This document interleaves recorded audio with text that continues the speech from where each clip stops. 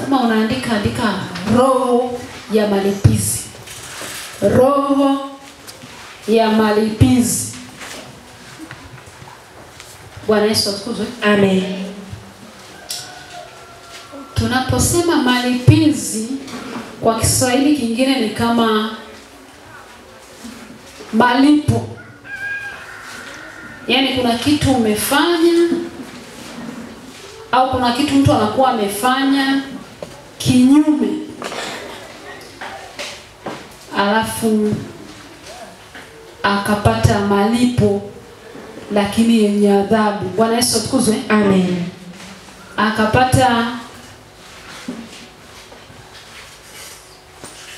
Akalipizwa. Bwana Yesu atukuzwe. Amen.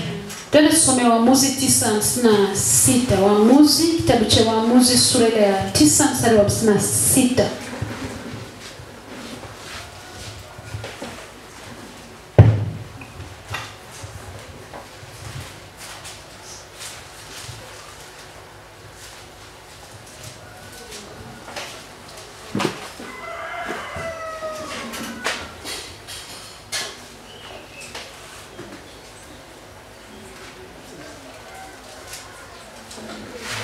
Waamuzi 9:56. Waamuzi sura ya 9 mstari wa 56. Nitasoma kwa jina la Yesu Kristo Mungu mkuu. Basi hivyo Mungu akalipiza kisasi juu ya uovu wa Abimeleki aliyomtenda baba yake katika kuwaua hao nduguze watu 70. Bwana Yesu atukuzwe. Amen. Anasema basi hivyo Mungu akalipiza kisasi juu ya uovu. Maana kuna uovu ulifanyika, alafu Mungu akalipiza kisasi. Bwana Yesu atukuzwe. Amen. Lakini tunaposema kulipiza kisasi, hakiwi kitu kizuri. Yanakuwa ni malipo yenye kipigo. Bwana Yesu atukuzwe. Amen. Malipo yenye nini? Yenye kipigo au adhabu fulani. Lakini kuna kupata malipizi kwa jambo ulilofanya mwenyewe. Namba 2, kuna kupata malipizi kwa jambo uliloshirikishwa au ulilolishiriki. Namba 3, kuna kupata malipizi kwa jambo alilofanya mtu mwingine. Namba 1, kuna kupata malipizi kwa jambo ulilofanya mwenyewe. Namba 2, kuna kupata malipizi kwa jambo uliloshirikishwa ukashiriki. Sio la kwako lakini umeshirikishwa ukashiriki. Bwana Yesu atukuzwe. Amen. Namba 3, kuna kupata malipizi kwa jambo alilofanya mtu mwingine, kwa mfano mzazi au ndugu yako au kiongozi katika eneo fulani au hata katika nchi. Bwana Yesu atukuzwe. Amen. Malipizi kwa jambo lililofanya mwenyewe. Kuna vitu vingi watu wanavifanya kawaida wakijua watatubu alafu watasamehewa. Bwana Yesu atukuzwe. Amen. Ni kweli Mungu wetu ni Mungu wa msamaha. Anasamehe. Anafanya nini? Anasamehe. Lakini ni Mungu ambaye anachapa. Bwana Yesu atukuzwe. Amen. Ni Mungu anayelipa. Ndio maana wakati mwingine unaweza ukafanywa jambo hata mwenyewe ukasema Mungu ndiye atakayelipa. Kisasi ni cha Mungu. Bwana Yesu atukuzwe. Amen. Ni kweli ni Mungu wa msamaha. Ni Mungu wa nini? Wa msamaha. Utanielewa? Ni Mungu wa msamaha. Lakini anatoa adhabu. Amina. Bwana Yesu atukuzwe. Amen. Anatoa nini? Adhabu. Adhabu. Bwana Yesu atukuzwe. Amen.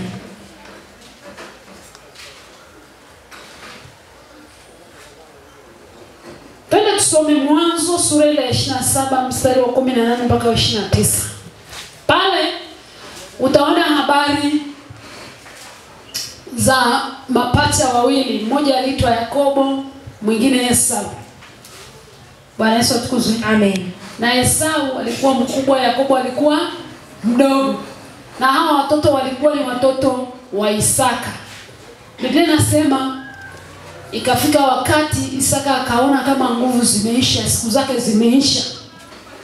Kwa hiyo akataka kuwabariki watoto wake. Akawaambia, kila mtu aniletee kitu nile ili nifurahi nipate kumbariki. Bwana Yesu atukuzwe.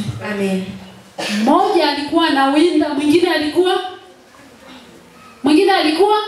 mkulima. Mmoja alikuwa anawinda, mwingine alikuwa mkulima. Bwana Yesu atukuzwe. Amen. Kwa hiyo Isaka aliposema namna ile, Biblia inasema mama yao alimpenda Yakobo. Kwa hiyo aliposema namna ile, akamuita Yakobo. Akamwambia Yakobo, baba yako anataka kuwabariki. Na hapa amemwagiza ndugu yako akatengeneze chakula, akalete chakula ili apate kubarikiwa. Kwa hiyo akamwambia, haraka nenda zizini, chukua mbuzi, leta hapa tuandae. Akamsaidia kuandaa haraka. Bwana Yesu atukuzwe. Amen. Akamwambia, nataka ubarikiwe wewe wa kwanza.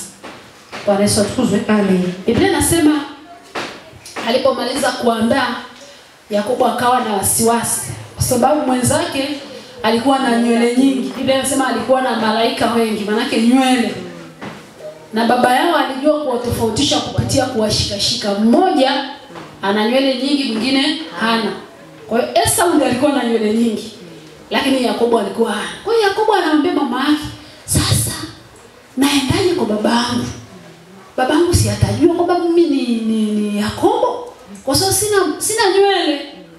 Biblia inasema wakatafuta ngozi ya kondoo. Wakatafuta namna ya kufanya, wakamvalisha Yakobo. Bwana Yesu atukuzwe. Amen. Biblia inasema Yakobo kile chakula kikaandaliwa, akaenda kwa baba yake. Alipofika akamsalimia baba yake, akamwambia, baba, nimekuletea chakula hiki. Nataka ule ili ufanye nini? Unibariki.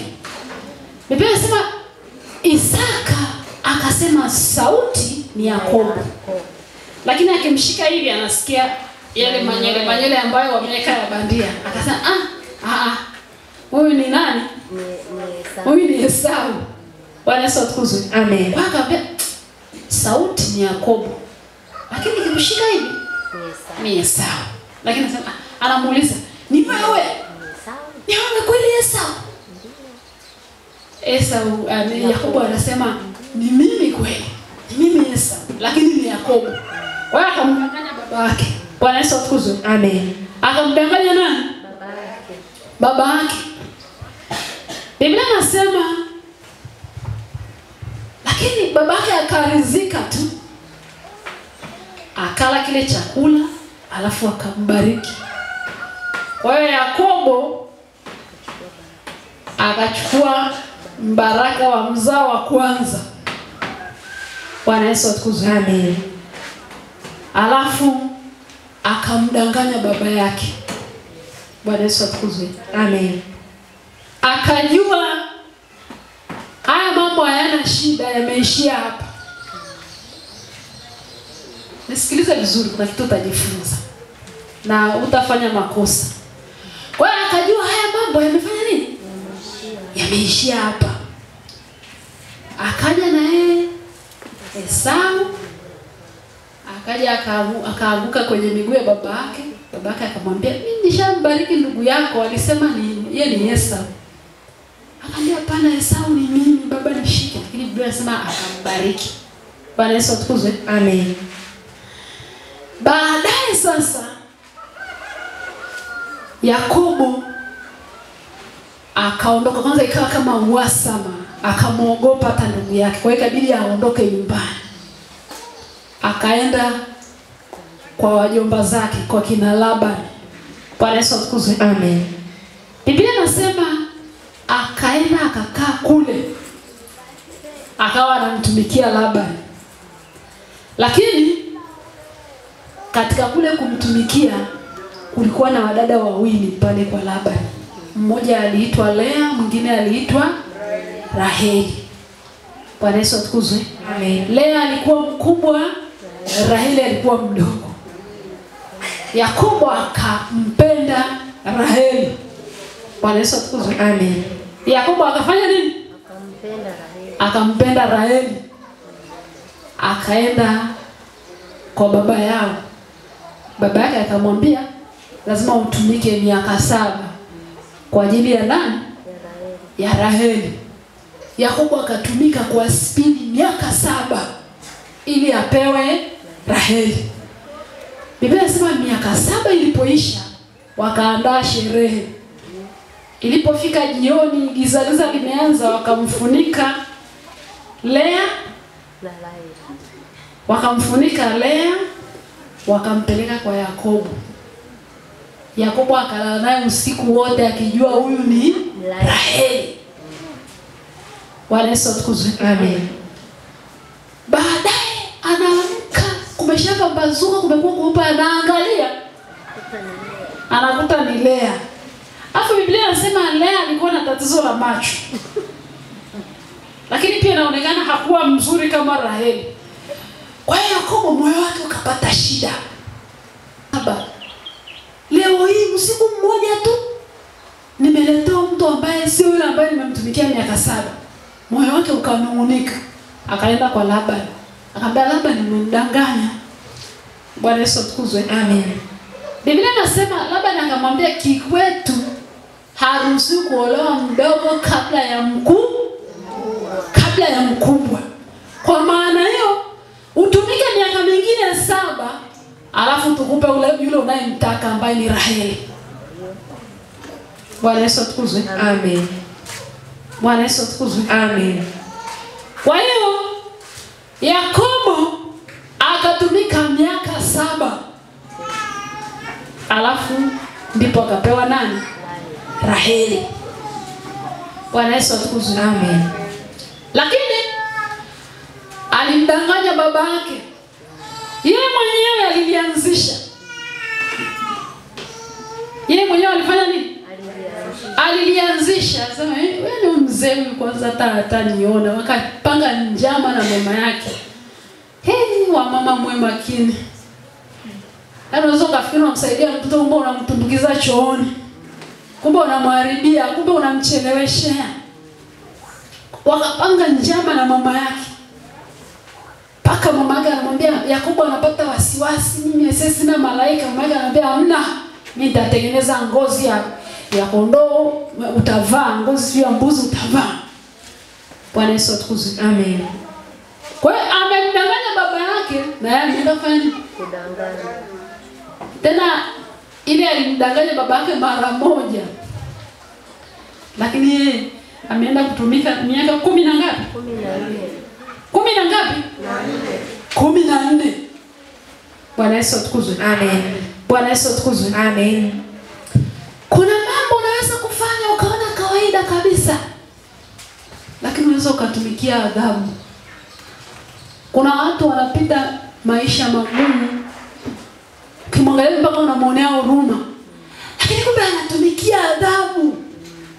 Bwana Yesu atukuzwe. Amen. Kumbe ni malipizi ambayo ameyafanya mwenyewe, anajua mwenyewe alikofanya. Hebu tena tusome uione hii habari. Nataka nikueleweshe tu ili tunaposoma uelewe. Tuone, tuhakikishe. Mwanzo 27 mstari wa 18 mpaka 29. Twende tusome pale. Mwanzo sura ya 27 mstari wa 18 hadi 29, nitasoma kwa jina la Yesu Kristo Mungu mkuu. Akaja kwa baba yake, akasema, babangu. Akasema, mimi hapa. Huu nani wewe, mwanangu? Yakobo akamwambia babaye, mimi ni Esau, mzaliwa wako wa kwanza. Nimefanya kama ulivyoniambia. Ondoka tafadhali, ukae kitako ule mawindo yangu, ili roho yako inibariki. Isaka akamuuliza mwanawe, imekuwaje umepata upesi namna hii mwanangu? Akasema, kwa sababu Bwana Yesu Mungu wako amenifanikisha.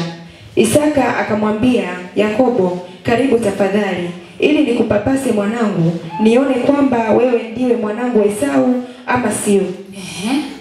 Basi Yakobo akamkaribia Isaka babaye, naye akampapasa, akasema, sauti ni sauti ya Yakobo. Sauti ni sauti ya nani? Ya Yakobo. Lakini mikono ni mikono ya Esau. Wala hakumtambua, kwa maana mikono yake ilikuwa kama mikono ya Esau ndugu yake yenye malaika. Basi akambariki. Akamuuliza, wewe ndiwe kweli mwanangu Esau? Akasema, ndimi. Akasema, niletee karibu nami nipate kula mawindo ya mwanangu, ili roho yangu ikubariki. Akamsogezea karibu, naye akala, kisha akamletea mvinyo akanywa. Isaka baba yake akamwambia, njoo karibu ukanibusu mwanangu. Akakaribia akambusu, naye akasikia harufu ya mavazi yake. Akambariki akasema, tazama, harufu ya mwanangu ni kama harufu ya shamba aliyolibariki Bwana Yesu. Mungu akupe ya umande wa mbingu na ya manono ya nchi na wingi wa nafaka na mvinyo. Mataifa na wakutumikie na makabila wakusujudie. Uwe bwana wa ndugu zako na wana wa mama yako na wakusujudie. Atakayekulaani alaaniwe, na atakayekubariki abarikiwe. Bwana Yesu atukuzwe. Amen. Kwa hiyo Yakobo akabeba baraka ya mzaliwa wa kwanza ambaye ni Yesu. Ukiendelea kusoma pale chini utaona kwamba baada tu ya Yakobo kutoka mbele ya baba yake, Esau naye akaingia. Bwana Yesu atukuzwe. Amen. Lakini ukipata picha yote anza kuanzia mlango wa 27 mstari wa kwanza, utaona vile mama yake anamwambia Yakobo, nenda kalete nikuandalie, anamsaidia, anamtengenezea ngozi, anamtengenezea manyoya ya bandia, utaona. Lakini hebu tuende tuone vile ambavyo baada ya Yakobo kubarikiwa na baba yake, baada ya kudanganya na kuchukua uzalio ule wa kwanza na kubarikiwa, twende tuone alivyotoka hapo na yeye akadanganya. Mwanzo 29:16 mpaka 30.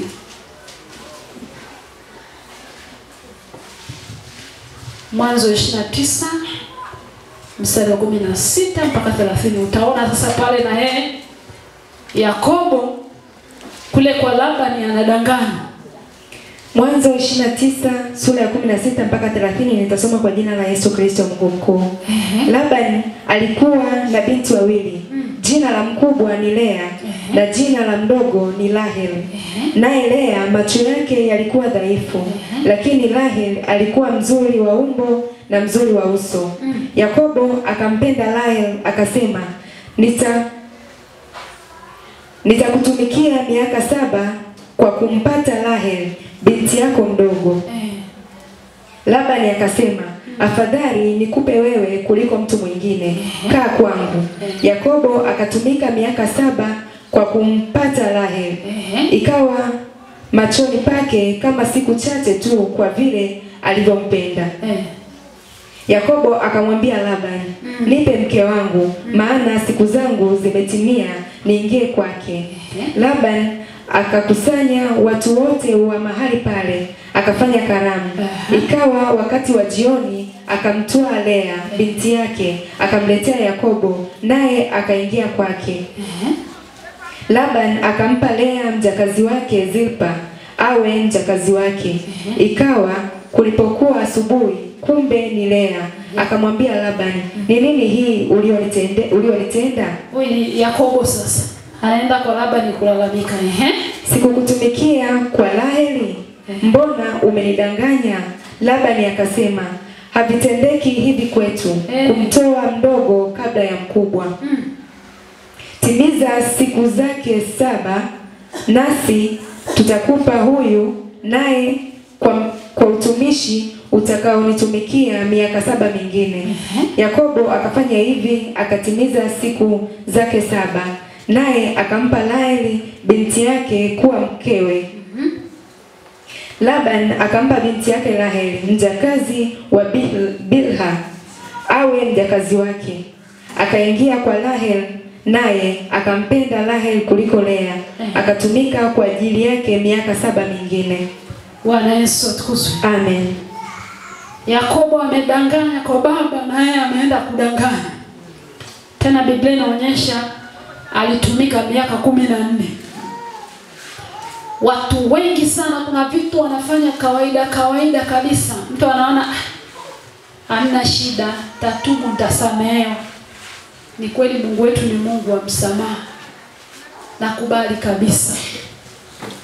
Lakini najiuliza, kwa nini Yakobo abarikiwe, atamkiwa baraka na baba yake, alafu atoke aende kwa Laban, alafu adanganywe kwamba huyu ni Raheli, kumbe ni Lea?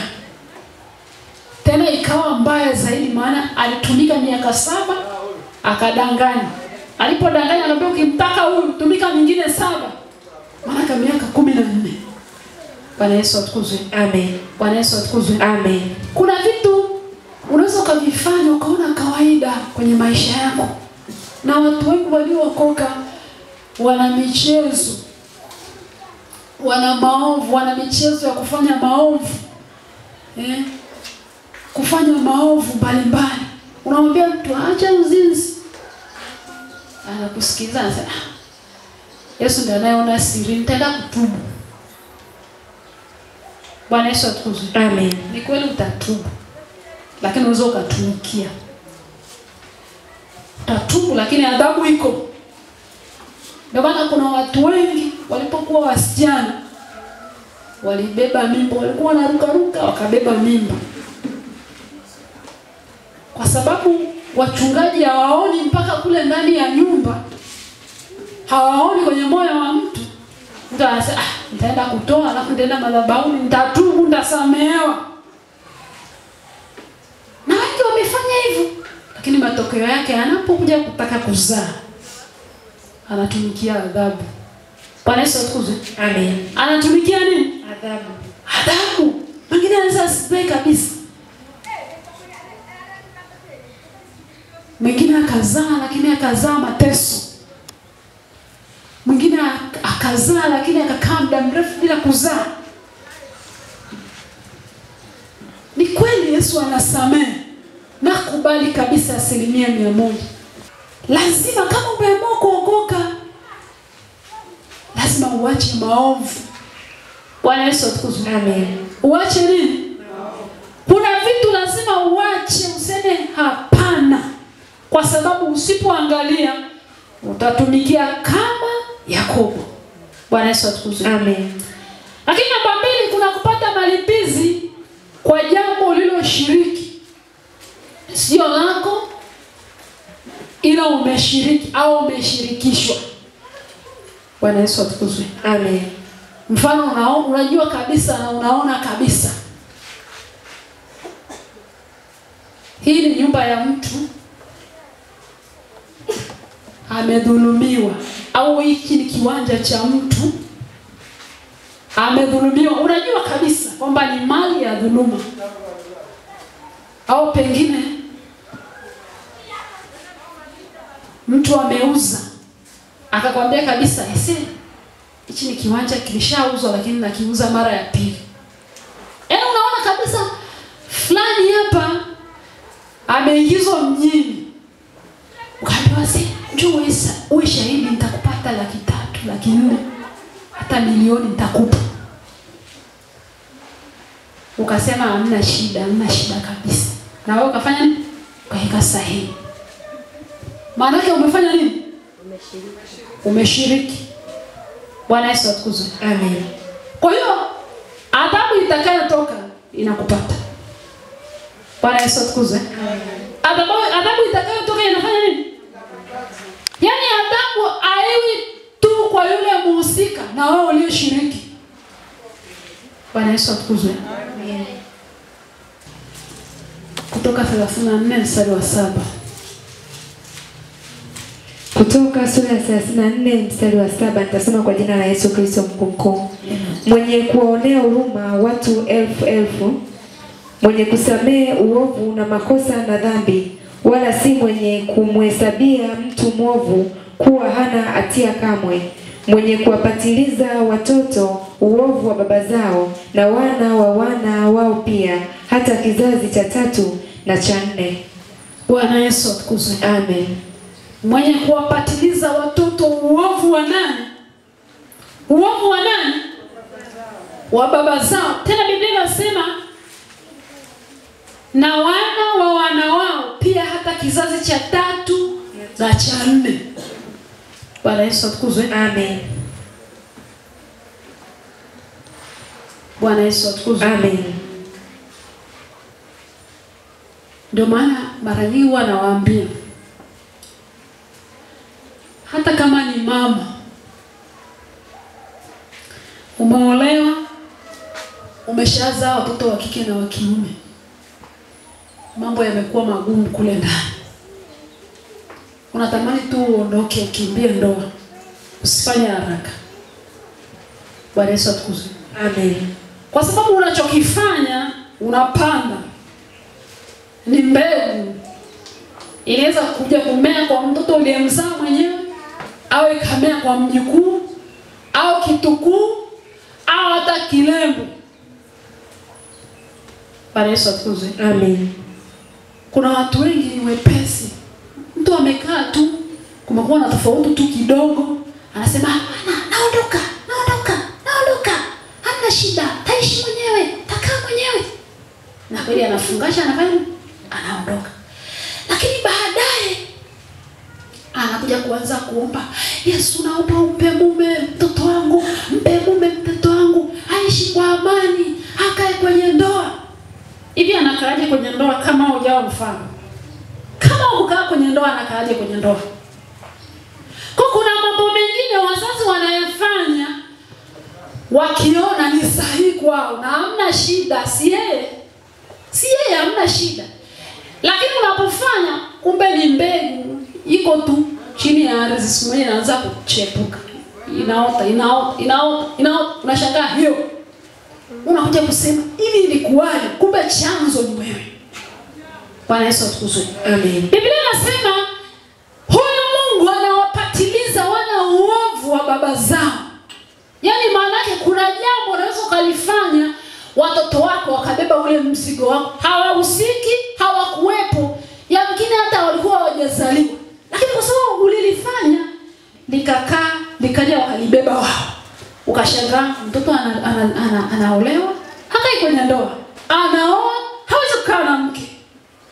Bwana Yesu atukuzwe. Amen. Chanzo ni nini? Mzazi. Bwana Yesu atukuzwe. Amen. Mnafahamu kuna kitu kinatembea mpaka leo dunia nzima na kwa kila mtu. Mpaka leo kipo. Mungu alimuumba mwanadamu, akamweka kwenye bustani ya Eden. Akiwa kule bustanini, kwanza bustanini ni mahali pazuri.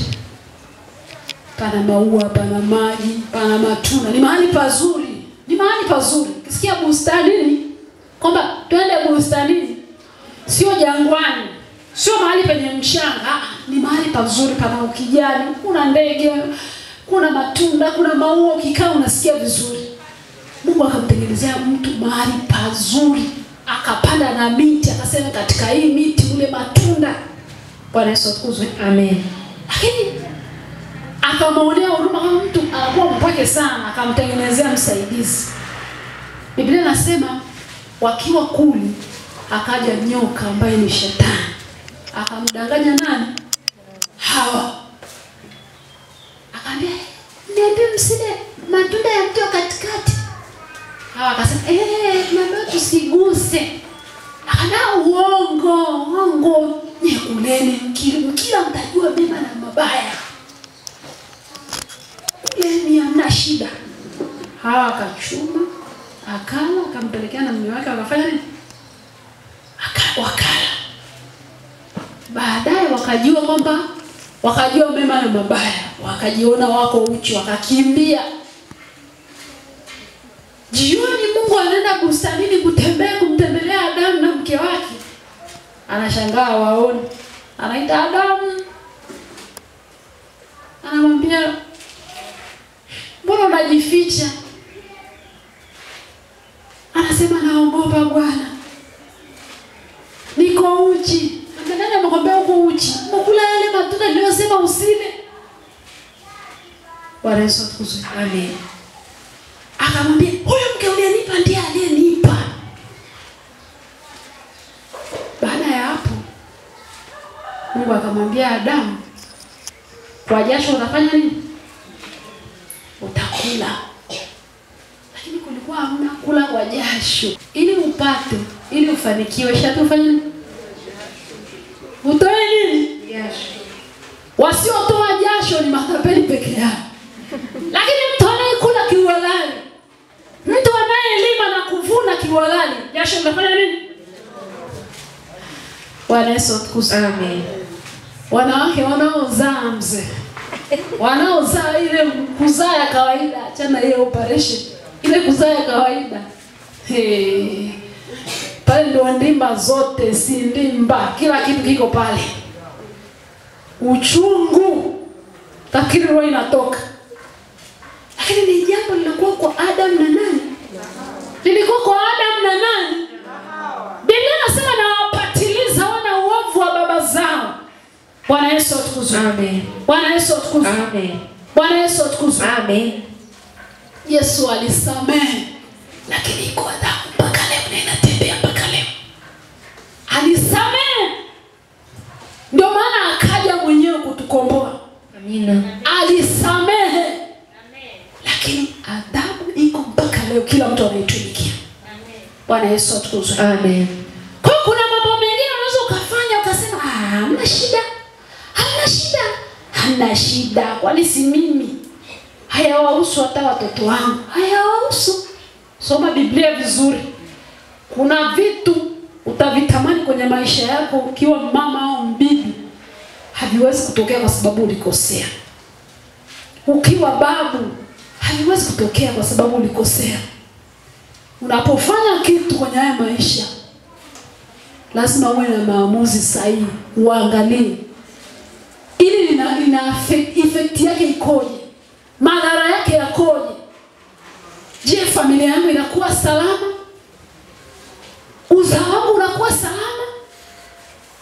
Matokeo yake ni nini? Bwana Yesu atukuzwe. Amen. Unakuwa tu mtu wa mwanamume huyu, mwanamume huyu, mwanamume huyu, mwanamume huyu. Afu unazaa mtoto.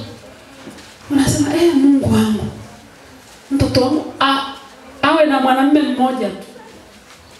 Wakati wewe uliruka, ni mbegu. Ile ni mbegu inazaa. Bwana Yesu atukuzwe. Amen. Ni ngumu sana, lakini upokee na upone kwa jina la Yesu. Amen. Mwanzo 3 mstari wa 16-19. Mwanzo 3 mstari wa 16 na wa 19. Tusome pale. Mwanzo sura ya 3 mstari wa 16 hadi wa 19, nitasoma kwa jina la Yesu Kristo Mungu mkuu. Akamwambia mwanamke, hakika nitakuzidishia uchungu wako na kuzaa kwako. Kwa utungu utazaa watoto. Na tamaa yako itakuwa kwa mumeo, naye atakutawala. Akamwambia Adamu, kwa kuwa umeisikiliza sauti ya mke wako, ukala matunda ya mti ambao nalikuagiza nikisema usiale, ardhi imelaniwa kwa ajili yako, kwa uchungu utakula mazao yake siku zote za maisha yako. Michongoma na miiba itakuzalia, nawe utakula mboga za kondeni. Kwa jasho la uso wako utakula chakula, hata utakapoirudia ardhi, ambayo katika hiyo ulitwaliwa, kwa maana u mavumbi, wewe nawe mavumbini utarudi. Amen. Bwana Yesu atukuzwe. Amen. Bwana Yesu atukuzwe. Amen. Bwana Yesu atukuzwe. Amina. Kwa hiyo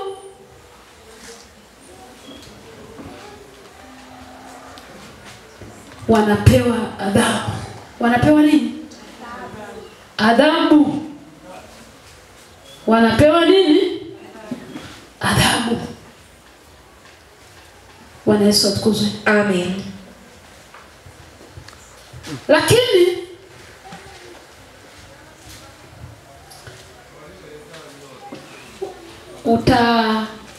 kuna habari nyingine utaangalia. Biblia inasema wana wa Israeli wamesafiri jangwani, wamepita bahari ya Shamu, wamepita maeneo mbalimbali, sehemu ngumu, wamepita, wamefika mahali wanapaona Kanaani pale. Bwana Yesu atukuzwe. Amen. Mungu anamwambia Musa, agiza watu waende waipeleleze ile nchi. Musa anaagiza watu wanaenda kuipeleleza ile nchi muda wa siku 40.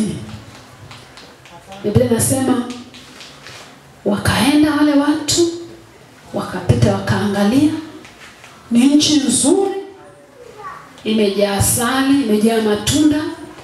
Wakakata na tawi lililobeba matunda, sio ilikuwa ni tini au kitu gani, wakaja naye ili kuja kuwaonyesha kwamba jamani ni nchi nzuri. Lakini wale watu waliporudi, Biblia inasema watu wakakalishwa chini wasikiliza. Wakaanza kusema, kweli tumeenda, ni nchi nzuri, ona tumechuma na matunda tumekuja nayo, lakini ile nchi ina watu warefu na wana nguvu, na mpaka tulipojitazama tukajiona kama mapanzi. Bwana Yesu atukuzwe. Amen. Alafu wanasema ndivyo walivyotuona. Bwana Yesu atukuzwe. Amen. Watu waliposikia vile wakataharuki, wakaanza kunung'unika, wakachukia, wakataka kumpiga Musa na wale watu. Wakasema yeye umetutoa kule, si bora tungefia kule, kuna makaburi kwenye masufuria sio yenye matango, mavitunguu saumu, manini. Wanadamu wanapopenda vyakula. Umetuleta kushida tu, alafu tena nchi unatupeleka kumbe iko hivyo. Wakachukia, wakasema hapana, tunarudi Misri. Wakasema tuchague mtu atuongoze turudi Misri. Biblia inasema Musa akaanguka kifudifudi mbele za Yesu. Bwana Yesu atukuzwe. Amen.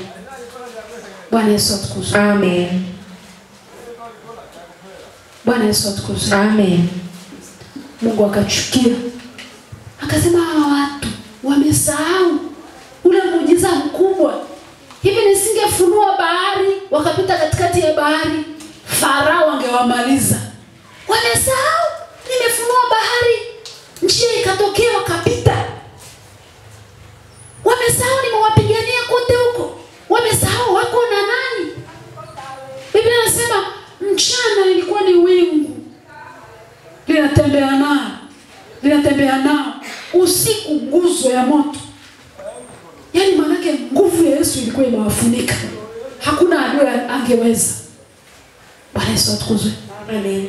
Mungu akachukia, akamwambia Musa, niachie hao watu, nitawaonyesha kwamba mimi ni nani. Lakini Musa akatubu, akaomba msamaha, akamwambia Mungu warehemu. Baadaye Musa akaenda kuongea na watu, akamwambia msijali, msiogope. Lakini Mungu akatoa adhabu. Bwana Yesu atukuzwe. Amen. Akasema hawa watu wameenda siku 40 na wamekuja mbele zenu, mmesahau ukuu na mambo niliyoyatenda kwa ajili yenu. Mmenung'unika, mnataka kurudi Misri. Sasa geuzeni mrudi jangwani. Bwana Yesu atukuzwe. Amen. Geuzeni mrudi wapi? Jangwani. akawaambia, yeyote aliyeko na miaka 20 panda juu. Mtazunguka pale jangwani hicho kizazi chote miaka 20 kwenda juu mpaka kiishe chote. Alafu hiyo nchi ambayo mmesema watoto wetu wataenda kuwa mateka huko, hiyo nchi watoto wenu ndio wataenda kuirithi. Yaani maana yake miaka 19 rudi chini. Bwana Yesu atukuzwe. Amen. Bwana Yesu atukuzwe. Amina. Kwa hiyo wakageuzwa wakarudi wapi? Jangwani. Biblia inasema wakakaa pale jangwani miaka 40. Miaka 40. Bwana Yesu atukuzwe. Amen. Lakini sio hivyo tu. Watoto yani kuanzia 0 mpaka 19. Labda tuseme tu hiyo 15 mpaka 19 walishaanza kupata ufahamu na wengine pengine walichukia wakanungunika. Lakini hao watoto wadogo kuanzia amezaliwa leo, kuanzia 1 au 0 labda mpaka 10. Hivi walikosea nini? Mpaka wanazungushwa jangwani. Walikosea nini? Lakini Biblia inasema watoto wakabeba mzigo wa wazazi wao. Bwana Yesu atukuzwe. Amen. Kuna mambo mengine unateseka, kumbe ni mzigo wa bibi. Mzigo wa nani? Kumbe kuna kitu bibi alifanya, bibi hata umjui. Unajua tu bibi yako alikuwa anaishi maeneo fulani. Hata umjui. Lakini kuna kitu alifanya kimekuja kwako. Matokeo yake unateseka. Bwana Yesu atukuzwe. Amen. Yale malipizi yamekuja kwako. Matokeo yake unafanya nini? Unateseka. Kuna watu wanateseka kwa sababu kuna mambo fulani yalifanyika kwenye ukoo na imekuja mpaka kwao. Mtu anajiuliza, hivi kweli? Kwa nini hivi? Kwa nini hivi? Kumbe ni jambo bibi alifanya. Kumbe ni jambo ambalo bibi alifanya nini? Alifanya. Ni jambo bibi alifanya. Unaanza kujiuliza kwa nini? Kwa nini? Kwa nini? Unateseka. Bwana Yesu atukuzwe. Amen. Bwana Yesu atukuzwe. Amen. Kupitia ibada ya leo nataka tutaenda kuvunja roho za malipizi. Yesu ana nguvu ya kukutoa huko. Kama kuna laana ya bibi umebeba, ikuachie.